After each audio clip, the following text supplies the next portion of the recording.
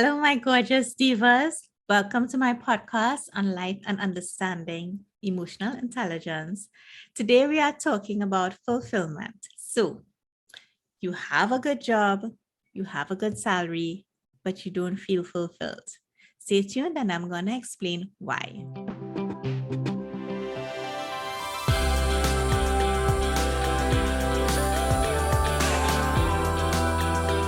So again, thank you so much everyone for joining. My name is Sreshtha Tewari. I am a woman in leadership emotional intelligence coach. And what that means is that I help successful women, high achieving women who really want to move from having a good life to a great life on an emotional level. I help them to clear and remove subconscious and conscious emotional blocks so that they can step into their authentic selves unapologetically. So today we are talking about fulfillment and what really makes us feel fulfilled. For most of us growing up, we were told that in order to be fulfilled or have a good life, what we needed to do was to study, to pass exams, and to get a good job. But somehow, all of that did not lead to us feeling fulfilled.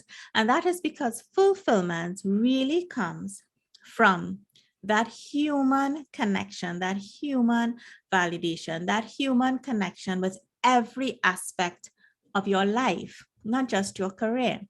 So, in order to have a fulfilling life, you would also need to be honoring your children, your family, your environment, who you are, your self-image, your body. There are many different things that goes into feeling fulfilled. However, if you have money, you have the good job, but you are still operating with a scarcity mindset, which most of us grew up with, meaning that you spend carefully or with fear or with trepidation. You look at what you are spending. Even though you can afford it, you cringe at buying simple little things. You don't honor the money that you have. You have it.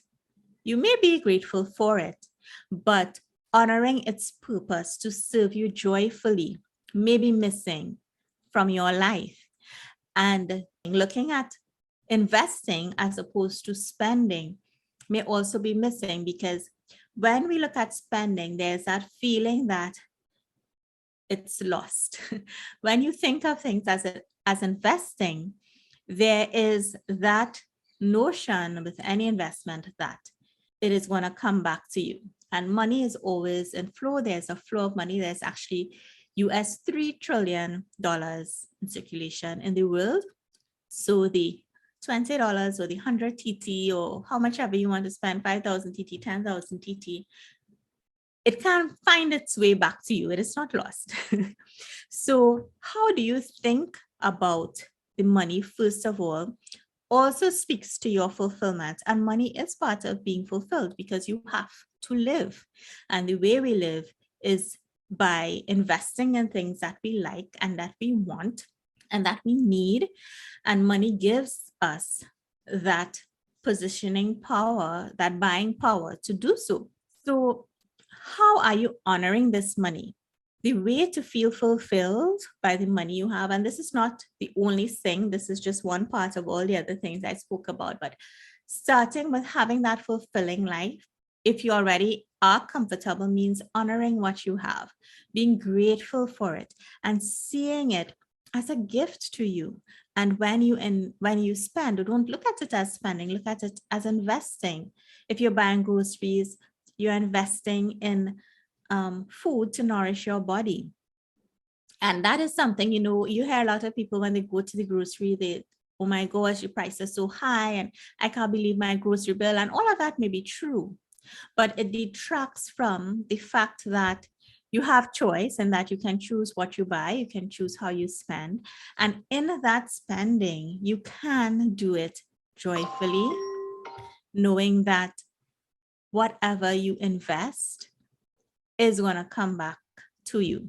And there is a meditation, a Deepak Chopra meditation, which speaks to when you invest, knowing that it is going to return to you 7 times over. And that is an affirmation you can see in order to help improve your relationship with money. So the first thing is, you have the money, yes.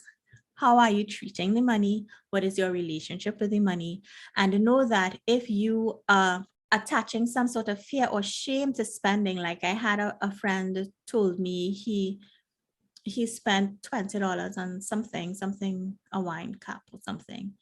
And his wife was like, why are you spending money on that? Do you really need that? But this person is an accomplished person, a business owner, several businesses.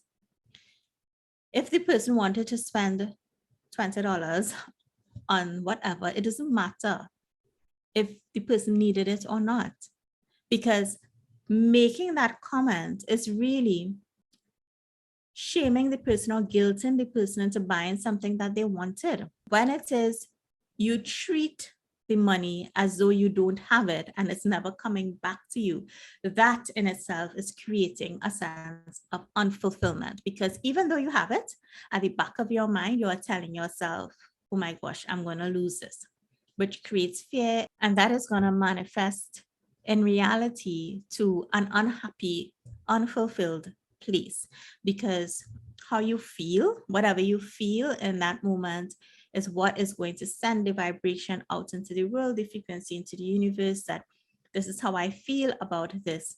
And then that is going to create a sense of unfulfillment.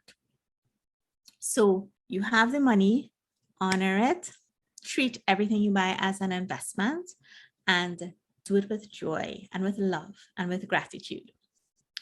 The other thing about being fulfilled is there are many different parts of our life. So we have our family life. Who are you married to? Is the person that you're married to really nourishing your relationship? Is the person a trampoline to your dreams? And for a lot of us, if we got married like in our 20s or maybe our early 30s, you would have gotten married at a time when you wouldn't have really known who you are. Who you are would have been shaped by other persons around you. And if it is you're in an environment where you were mentally and emotionally abused, which is quite normal in Caribbean culture, that may have led to you not choosing the best person for you. Now, if you are in that situation, I mean, things can change. If it is you find yourself unhappy, you can talk to the person, you can do things to map out your life going forward and what you both want it to look like. But if that relationship is not nourishing you, even though, you know, as women, we try to cope with it, we just ignore it, we try not to be home more than we need to, be excited to go to work. But once you are in that space, you are going to find a sense of unhappiness, of unfulfillment, because you are living that space and the energy is going to be in your body. It is going to move into your body because you are unhappy. And once you are unhappy, you are not going to feel fulfilled.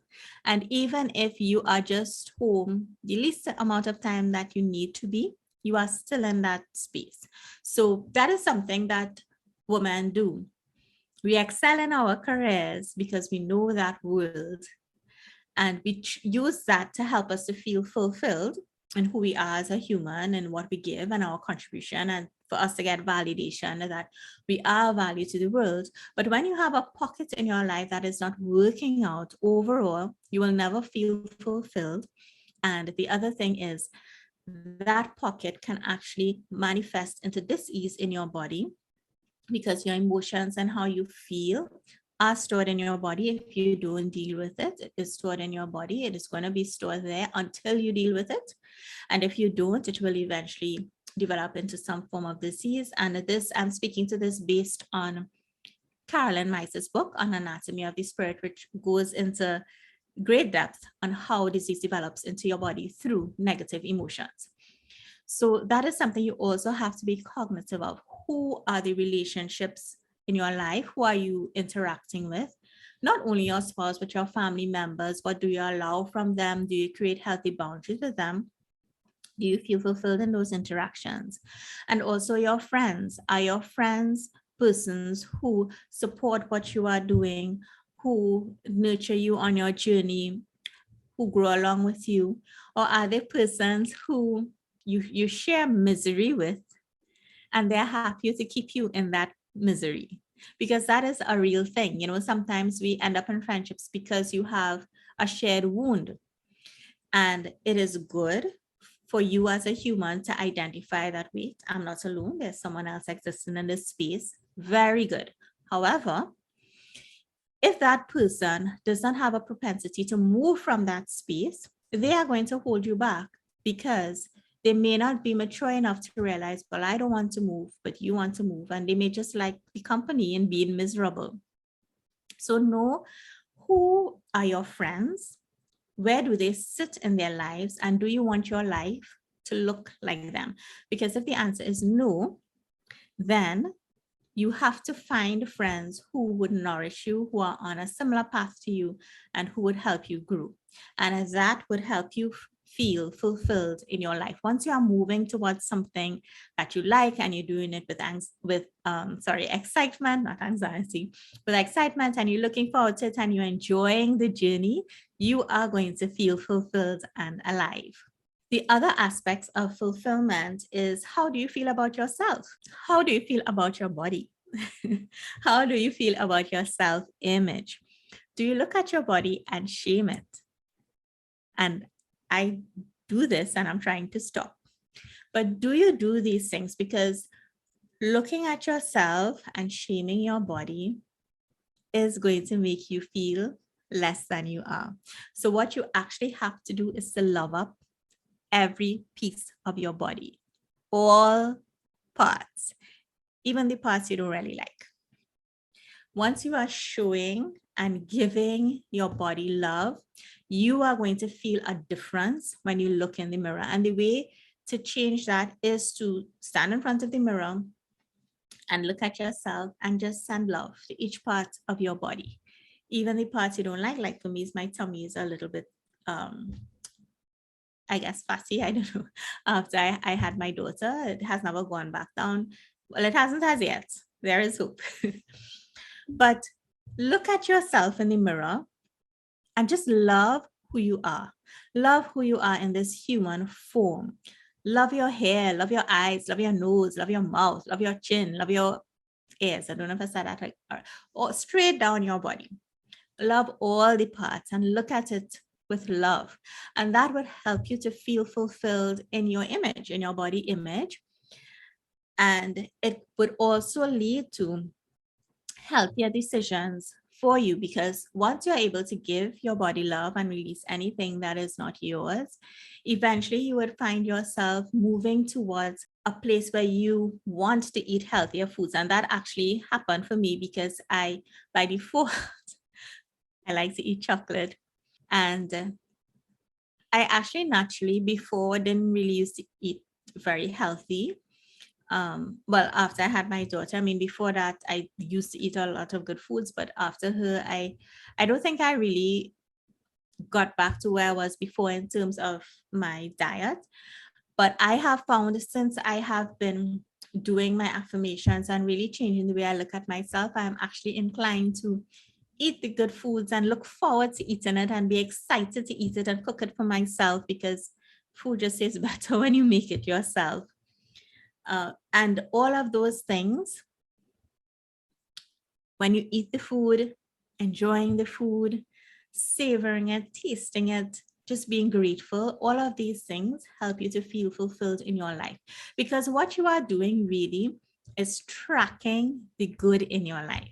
And if you are doing that straight throughout your day, at the end of the day, you are going to feel fulfilled. And when you identify what it is not so good, take the action to move into a space that is healthier for you.